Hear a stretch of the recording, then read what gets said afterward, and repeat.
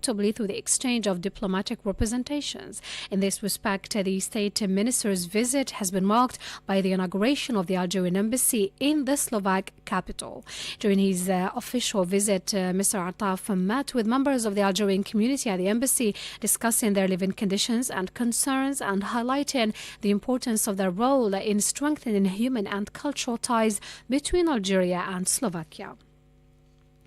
Still with the activities of the Algerian diplomacy chief, and Algeria and the International Atomic Energy Agency have signed a joint declaration to boost cooperation in the peaceful uses of nuclear science and technology, with the aim of strengthening the agency's technical assistance in Algeria.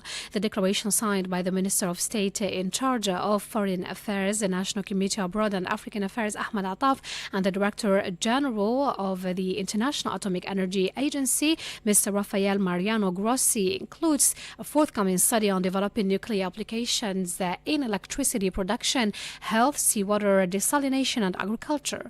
Mr. Attaf said that cooperation opens new prospects in nuclear desalination, water management and agriculture, and stressed that producing radioisotopes locally is a strategic priority in fighting cancer. It is indeed the door wide open to new areas of cooperation in the shape of a comprehensive study on small modular reactors to seawater desalination, smarter water management with nuclear technology, as well as game-changing applications in agriculture. Let me also say how delighted we were last November when the Board of Governors approved the Technical Cooperation Program for 2026-2027, a program which included a project for Algeria on building national capacity to produce radioisotopes and radiopharmaceuticals for diagnosis and treatment. For us, producing these cancer medicines ourselves is not just a technical project. It is a national priority of strategic dimension in our fight against cancer. He said that strengthening Algeria's capacities allows sharing knowledge with African partners through regional projects like Rays of Hope. And because Algeria never thinks alone and thinks only of itself, strengthening our own capacities also means we can do more for the whole region. Through the Rays of Hope initiative, as well as through other flagship initiatives and regional projects, we are ready to share what we learn with our African brothers and sisters inside and outside the EFRA framework. That was a statement of the Algerian diplomacy chief, Ahmed Attaf. Now to Western Sahara. A conference on the impact of the EU-Morocco trade agreement on the future of the UN-led peace process in Western Sahara will be held tomorrow at the European Parliament headquarters in Brussels, according to the Front of the Sahrawi People group at the European Parliament, which is organizing the event in collaboration with the European Coordination Conference for Support to the Sahrawi People, UCOCO.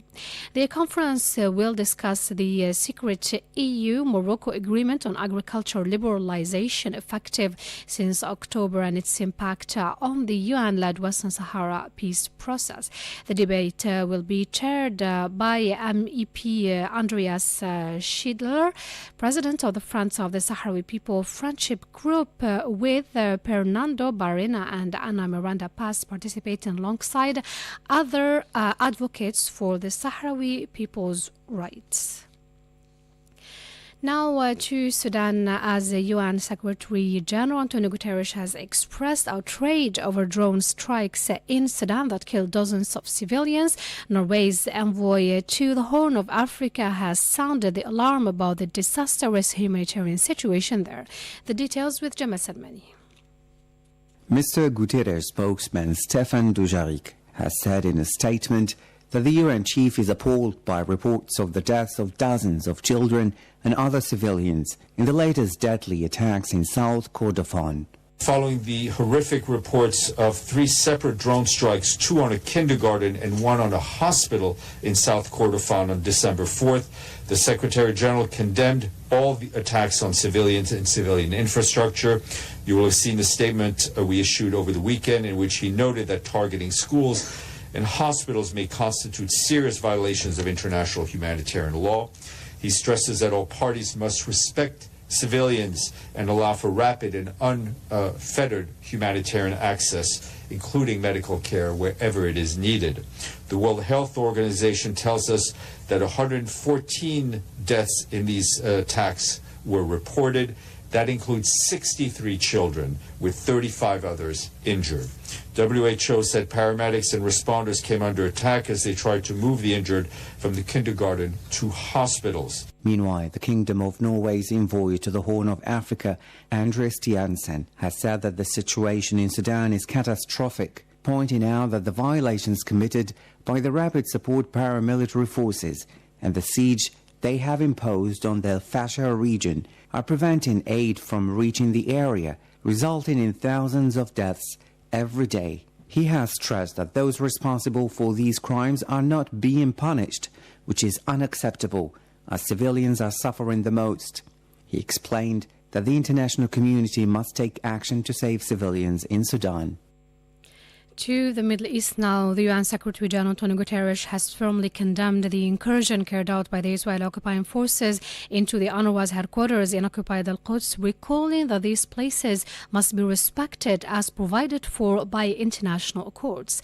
He stressed that the agency's headquarters remained a UN building that must be protected from any interference. The UN chief called on the Israeli occupying authorities to take immediate measures to ensure the inviolability of the UNRWA's facility and abstain from any action targeting its properties. Similar condemnations were expressed by the African Union and the Arab League, which called on the international community to urgently intervene to put a halt to the Israeli new escalation. The organization's Secretary General was quoted by the news agency Wafa as saying that the arguments put forth by the Israeli occupying authorities to carry out such an incursion were illegal and lacking logic, as they are part of a plan aimed at putting an end to UNRWA's presence and action in the occupied Palestinian territories.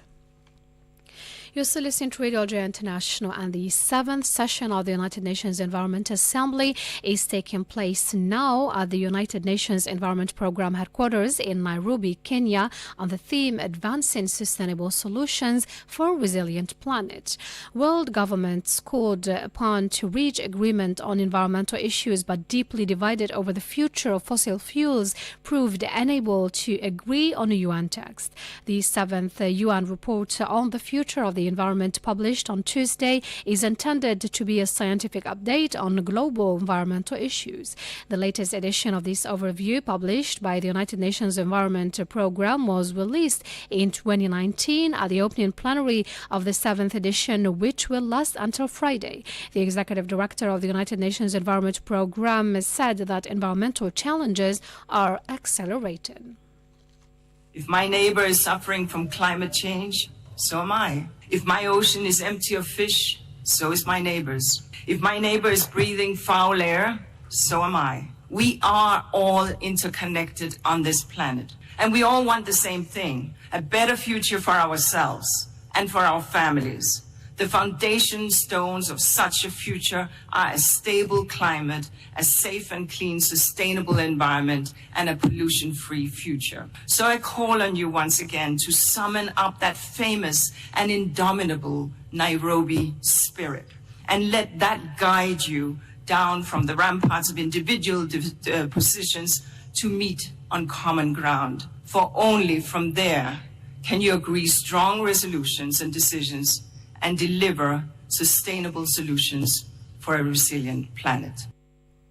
Let's recall that the 7th session of the UN Environment Assembly opened yesterday in Nairobi, bringing together environment ministers, intergovernmental organizations, civil society, youth delegates, and private sector representatives from around the world to advance solutions for a resilient planet through multilateralism. Now, the Emir Abdelkader was a prominent Algerian religious and military leader. He led the Algerian people in resisting the then French colonial rule. He built up a collection of Algerian tribesmen that for many years successfully held out against one of the most advanced armies in Europe. Let's know more about this inspiring figure in this report with Jamal Salmani.